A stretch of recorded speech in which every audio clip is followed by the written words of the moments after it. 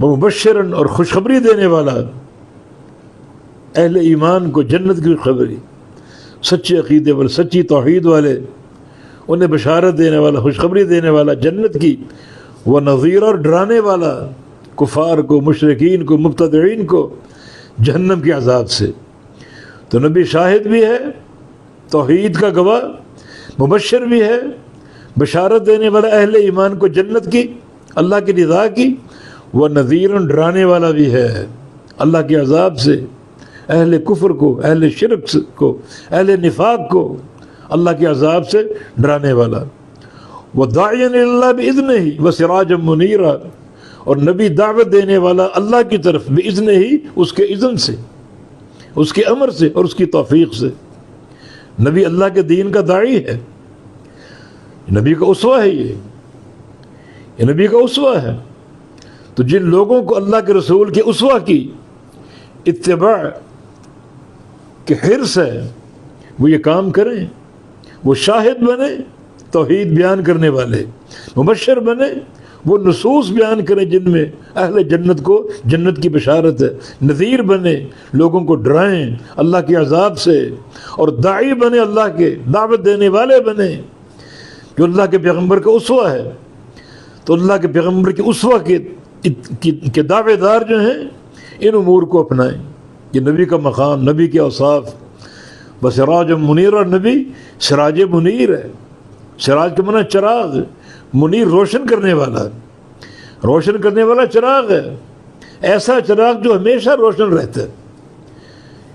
صرف سراج کہہ دیتے، چراغ روشنی دیتا ہے، مگر منیرہ کو معنی کبھی اس کی روشنی ماند نہیں ہوتی، کبھی روشنی ماند نہیں۔ دنیا میں چراغ کبھی بجھ جاتے ہیں، کبھی روشنی ہلکی ہوتی ہے، ناکافی ہوتی ہے۔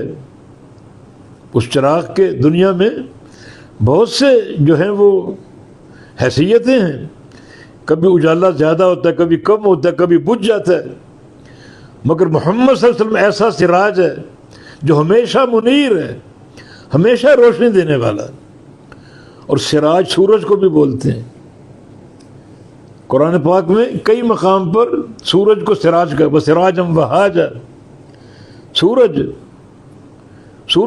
سورج کو سراج کہا گیا۔ وَجَعَلَ الْقَمَرَ فِيهِنَّ نُورًا وَجَعَلَ الشَّمْسَ سِرَاجًا، سورج کو سراج بنایا۔ اللہ کے پیغمبر بھی سراج ہیں۔ اس میں بھی ایک حکمت اور ایک بڑا لطیف اشارہ ہے۔ جب سورج طلوع ہو جائے، کسی نور کی ضرورت نہیں، نہ کسی موم بتی کی، نہ کسی چراغ کی، نہ کسی لائٹ کی، کوئی ضرورت نہیں۔ آپ چٹھیل میدان میں بیٹھے ہیں، سورج کی دھوپ ہے، اور وہاں چراغ جلا کے بیٹھ جائیں، دنیا آپ کو نرا احمق اور بے وقوف کہے گی۔ بھئی سورج موجود ہے، اس کی موجودگی میں کوئی چراغ، کوئی موم بتی، کوئی آگ روشنی کے لیے اس کی ضرورت ہے؟ اس طرح محمد مصطفیٰ علیہ السلام کی نبوت کا سورج طلوع ہے، آپ کے ہوتے ہوئے، آپ کے فرامین کے ہاتھ ہوتے ہوئے کسی اور کی ضرورت ہے؟ کوئی اور مقتدا ہو، کوئی امام ہو، کوئی پیر ہو، کوئی مرشد ہو، کوئی باپ دادا ہو، کوئی قوم برادری ہو؟ تو آپ سراج منیر ہیں۔ سراج منیر کے ہوتے ہوئے کسی چراغ کی ضرورت ہے، کسی لائٹ کی ضرورت ہے؟ اس طرح محمد مصطفیٰ علیہ السلام کی نبوت کا سراج قیامت تک روشن ہے، تو قیامت تک کسی کی ضرورت نہیں، کسی تقلید شخصی کی ضرورت نہیں، نہ کسی پیر کی، نہ کسی جو ہے وہ امام کی، نہ کسی مجتہد کی۔ صرف محمد رسول اللہ صلی اللہ علیہ وسلم، آپ کا نور نبوت موجود ہے، نور ہدایت موجود ہے، سورج کی طرح چمکدار ہے، کسی نور کی حاجت نہیں، اکیلے وہ لائق اتباع ہیں، انہی کی پیروی کی جائے۔